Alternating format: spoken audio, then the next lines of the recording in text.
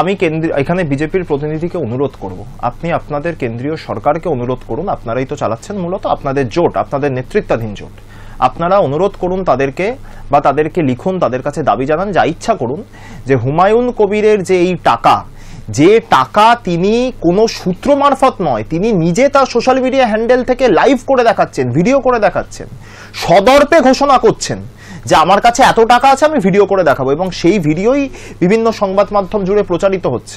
তো আপনাদের কাছে দাদা ইডি আছে, ইনকাম ট্যাক্স আছে, আপনারা তদন্ত করে দেখুন ওই টাকাটা কোত্থেকে আসছে। নিশ্চিতভাবে এক্ষুনি তদন্ত করে দেখুন অতি দ্রুততার সাথে। ওই তদন্তটা যেন আবার সারদা তদন্তের মতো না হয়ে যায়, যে 14 থেকে শুরু হলো, 25 সাল চলে এলো, সুদীপ ঘোষের এগেইনস্টে মূল যে কেসটা ছিল সেটা থেকে হয়ে গেল। পার্থদের সবাই জামিন পেয়ে গেছে, সবাই জামিন পেয়ে গেছে, সবাই জামিন পেয়ে গেছে। তো স্বাভাবিকভাবে নিশ্চিতভাবে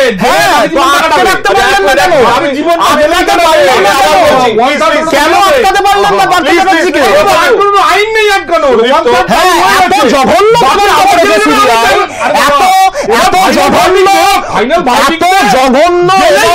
অপদার্থ প্রধানমন্ত্রী, অপদার্থ